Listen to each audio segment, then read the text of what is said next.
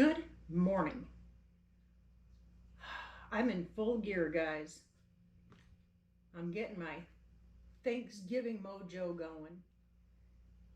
I thought I'd bring you along. I'm going to make my version of cranberry relish.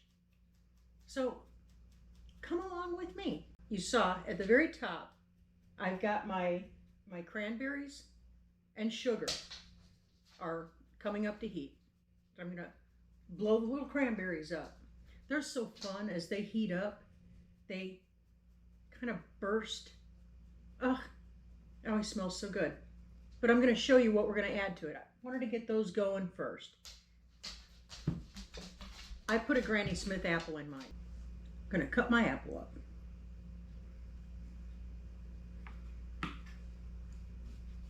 I think it's time for a new apple core. It's getting a little hard.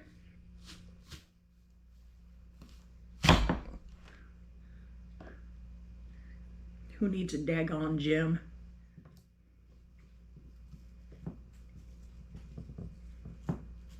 All right. Get our little sections out of here.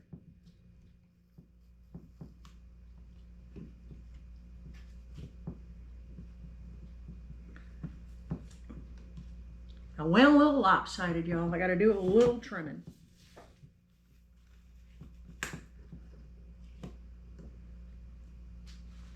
Put that off to the side.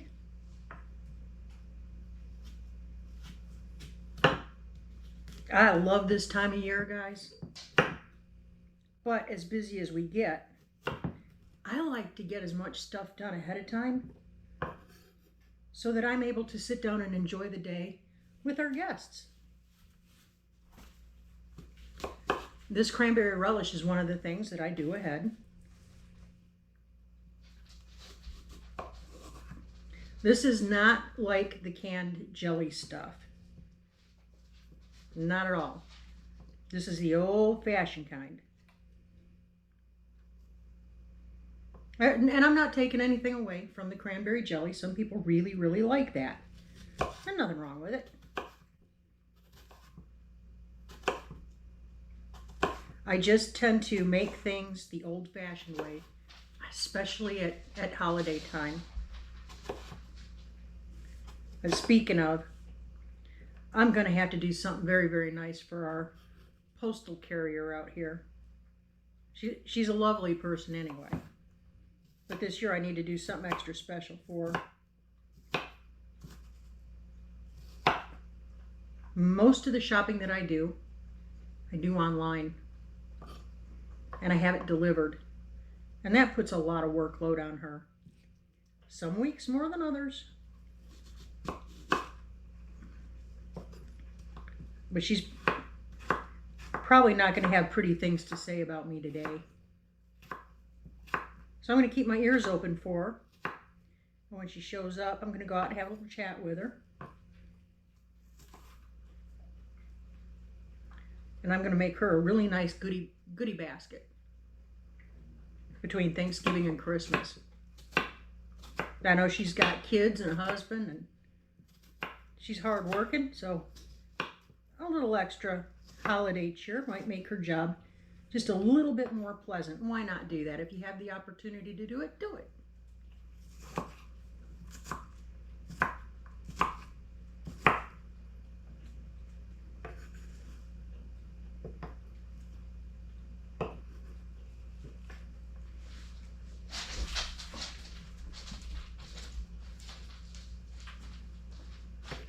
Right into the pot that my cranberries are simmering in.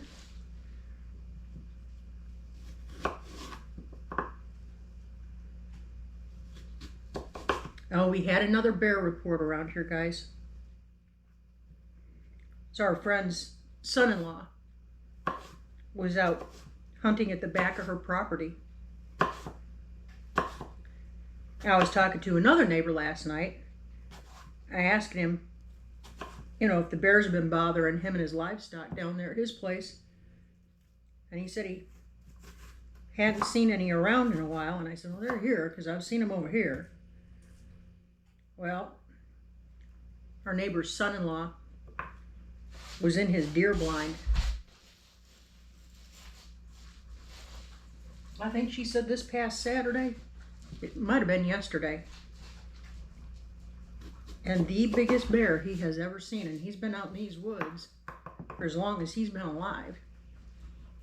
Biggest bear he's ever seen came up on him. And it was enough. It put the fear of God in him. The bear was right up on his blind, and he was ready if he had to, but he didn't want to waste a shot on a deer or on a bear.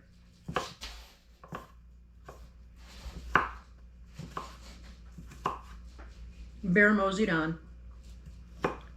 Nobody was harmed.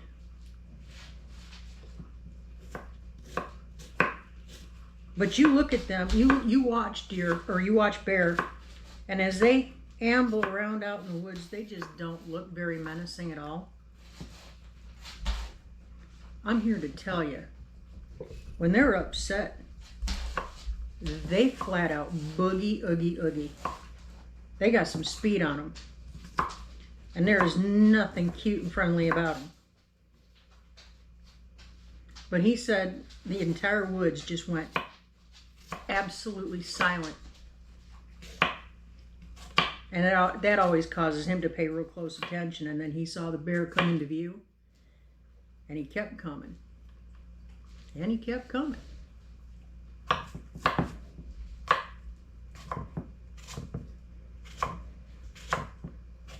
And they're not causing any problems over here. It's kind of live and let live type of thing. But I am, as they say, bear aware. Anytime I'm outside, especially when I'm around, by myself, I always keep something with me. And I pay attention. I listen for things like, I don't know, sudden silence. Because that usually means there's something roaming around that you don't want to tangle with.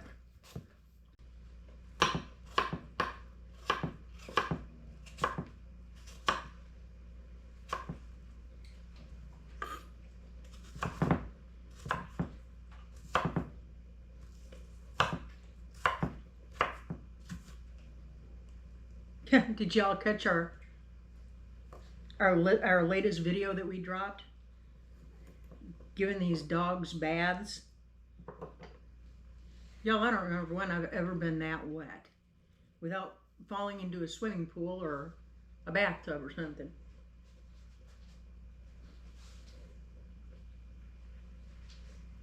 It sure was fun, and they were well behaved. I took care of Sierra. Joel took care of the two big boys. And I think his back is still screaming at him. All right, we're just going to start stirring these up. Now, with my cranberries and the apples in here, I've got some sugar. Feel free to use agave, even wild honey. And I didn't have any wild honey on hand. I had sugar, so that's what I'm using.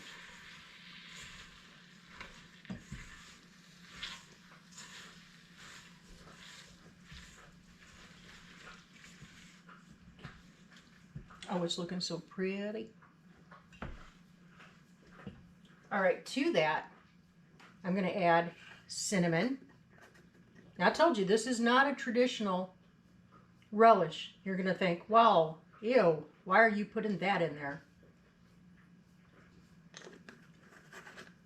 This is some of the best cranberry relish I've ever had. I make it every year. So that was about a half teaspoon of cinnamon.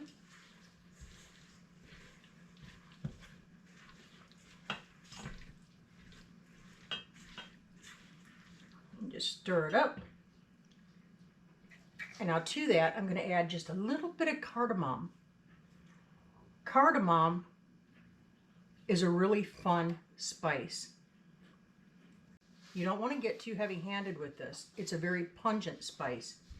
but it brings out each individual flavor.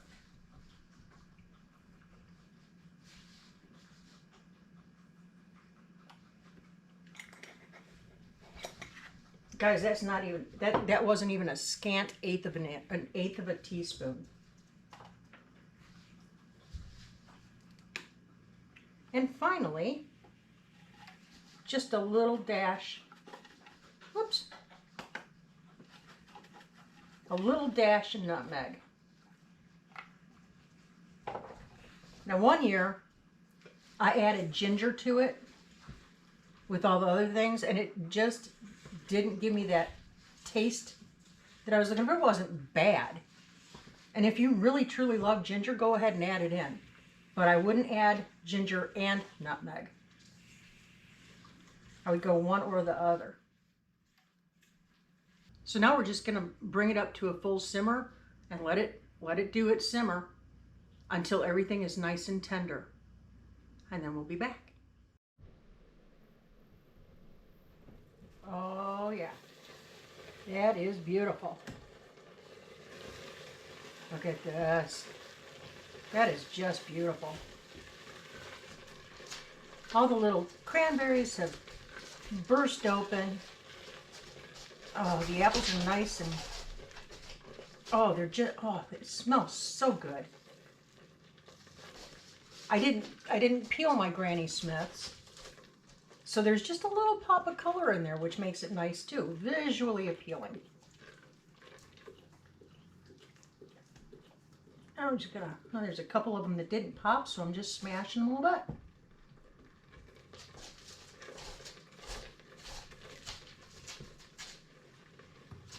And now we're just going to ladle them off into a couple of clean pint jars. Now, I'm not worried about canning these, processing them per se, because these will last just fine in the refrigerator until Thanksgiving and beyond. But around here, this doesn't last beyond Thanksgiving.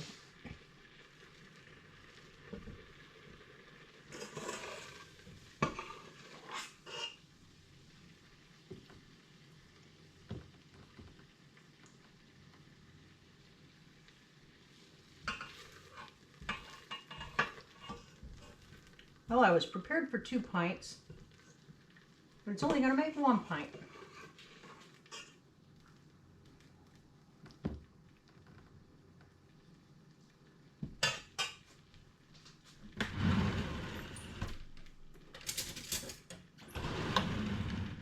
And we're just going to bust all our little air bubbles in here.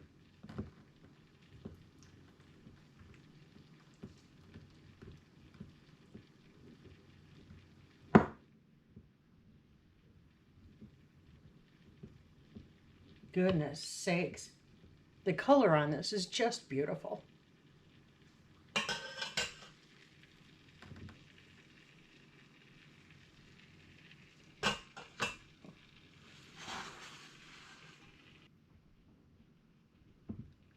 Just take a look at this. Isn't that beautiful? It's that super simple. Guys, just a few minutes of time and some time in a saucepan, and you've got yourself a wonderful little accompaniment for your friend turkey. Super simple, y'all. And hey, why not make it as easy as you can on yourself? If you're half as busy this time of year in the kitchen like I am, you take the short and sweet whenever you can. So I hope this helps add a little joy and takes away a little bit of stress for your Thanksgiving prep. All right, y'all, it's time for me to get back at it. I got laundry to do. Oh no, we've got some pretty interesting weather coming in over the next couple of weeks. It might actually turn to winter here about the last week in November. We shall see. All right, you guys. God bless you and keep you safe. Keep looking up. Say thank you. Do it often. Thank you. He's at work. Keep your attitude of gratitude in all things. And we will catch you on the flip. Thanks for watching. See ya.